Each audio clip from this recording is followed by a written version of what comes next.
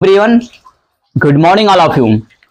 आज फिर हम एनसीईआरटी मैथमेटिक्स क्लास 10 चैप्टर 4.3 का क्वेश्चन नंबर 5 देखेंगे। क्वेश्चन नंबर 5 देखते हैं क्या कहता है।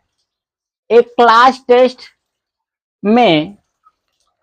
टेस्ट हुआ और जिसमें एक लड़की है शेफाली।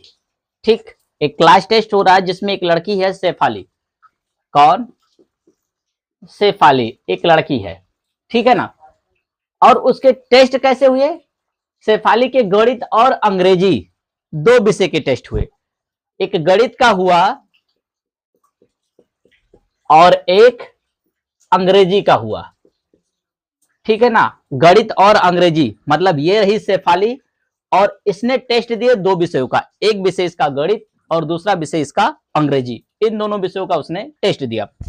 अब टेस्ट में प्राप्त किए गए अंकों का योग 30 है। मतलब शेफाली ने गणित और अंग्रेजी में जब टेस्ट दिए तो उसे जो अंक मिले ना, गणित प्लस अंग्रेजी दोनों में जो उसे अंक मिले ना, प्राप्तांक मिले, वो 30 है। मतलब दोनों को जो टीचर ने उसको नंबर दिया दोनों विषयों के टेस्ट में, उसे टोटल 30 मिले। अब यदि उसको गणित 2 अंक अधिक मिलते, गणित में 2 अंक अधिक मिलते और अंग्रेजी में 3 अंक कम मिलते, तो उनके अंकों का गुणनफल 210 होता। तो चलिए देखते हैं। सबसे पहले जो कह रहा है, जहां तक समझे वहां तक करते हैं।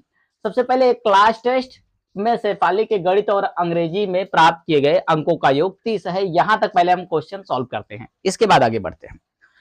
तो कोई एक सब्जेक्ट मान लो, चाहे गणित का मान लो चाहे अंग्रेजी का मान लो। चलो मानते हैं। माना शेफाली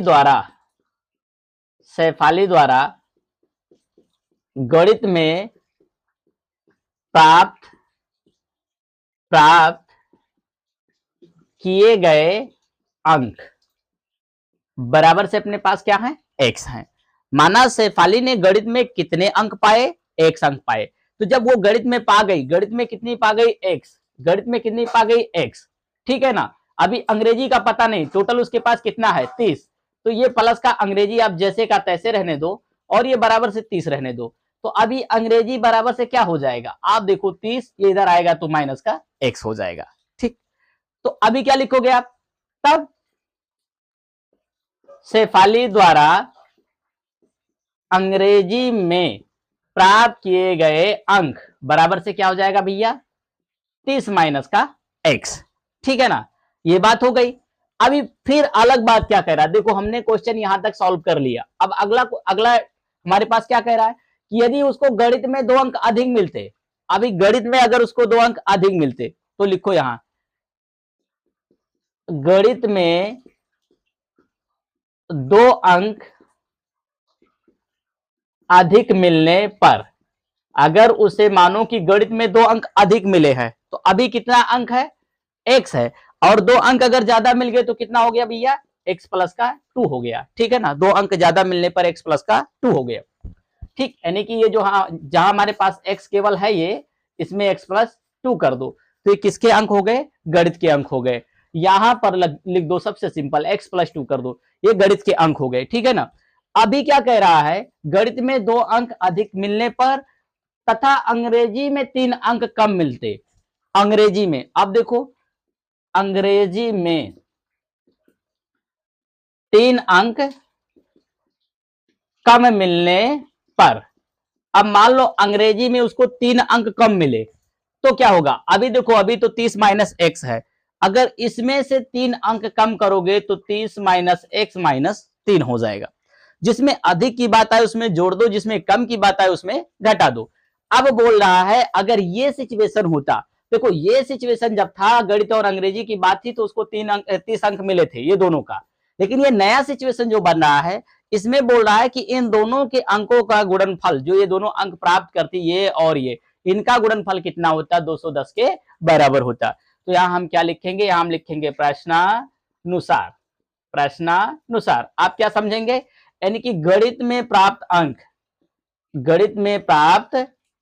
अंक बरा गुणे अंग्रेजी में प्राप्त किए गए अंक, अंग्रेजी में प्राप्त अंक बराबर से अपने पास क्या होगा 210 होगा। ऐसा हमको करना है। तो अभी गणित में प्राप्तांक, गणित में क्या प्राप्त किया हमने, x प्लस का 2 प्राप्त किया, और अंग्रेजी में क्या प्राप्त किया हमने, देखो 30 माइनस का x और माइनस का 3, और इन दोनों का गुणनफल, गुणनफल की बात कर रहा है, देखो यहां गुणनफल, तो गुणनफल मतलब गुणा करने से मिलता है, जो कि किसके बराबर होगा, 2 से 10 के बराबर होगा। ये 210 हमको मिल गया। अब हमें इसको सॉल्व करना है। देखो ये x प्लस 2 जैसे का तैसे रहने दो, और ये देखो 30 में से 3 घटेगा तो क्या बचेगा 27, और ये माइनस का x तो माइनस का x, और ये बराबर से 210 तो 210। अभी हम क्या करेंगे, इसका इसमें गुणा करेंगे तो हो जाएगा हमारा 27x, और इसका इसमें कर देंगे अगर तो 27 दूना क्या मिल जाएगा हमको 54। ठीक, मतलब इन दोनों का गुणा इससे हो गया। अब इसका गुणा इससे करो तो माइनस का x स्क्वायर, और 2 का x में करेंगे तो माइनस का 2x, और ये बराबर से अपने पास है 210 तो 210 लिख दिया। अभी क्या करेंगे हम, देखो ये अपने पास है x स्क्वायर, और ये 2x, ये 27x, तो इसमें से घटेगा तो क्या बचेगा 25x, काय का 25 प्लस का 25, ठीक है ना। अब क्या करोगे आप, इसके बाद में ये प्लस का 54 है, और ये इधर लाए तो माइनस का 210, और ये बराबर से 0 हो जाएगा।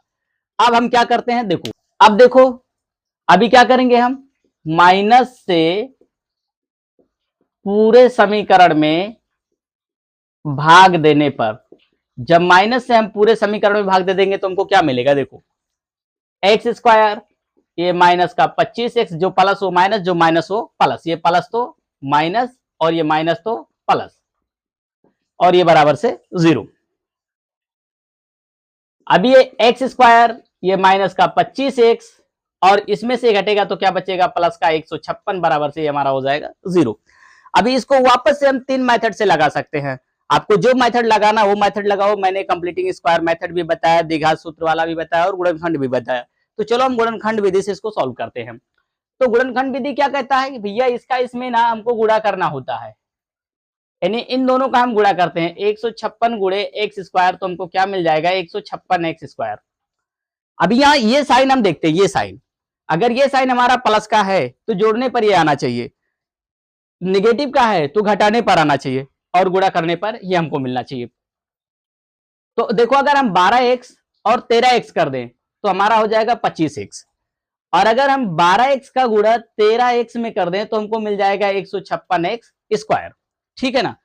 तो चलो देखते हैं, एक्स स्क्वायर माइनस, यहां लिखते हैं 12x और लिखते हैं 13x, और फिर लिखते हैं 156, और ये बराबर से लिखते हैं 0।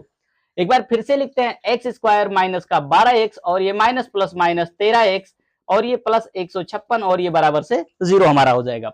अभी क्या है अपने पास, यहां हम कॉमन लेते हैं x, तो x जब हमने कॉमन लिया तो हमको मिला x माइनस का 12, यहां पर एक बार वापस से कॉमन लेते हैं माइनस का 13, तो यहां पर मिलेगा x, और ये माइनस प्लस माइनस 13 का पारा 12 बार पढ़ेंगे तो 156 हो जाएगा, और ये बराबर से अपने पास हो जाएगा 0। अभी x माइनस 12, x माइनस 12 वापस से एक बार हमने कॉमन ले लिया।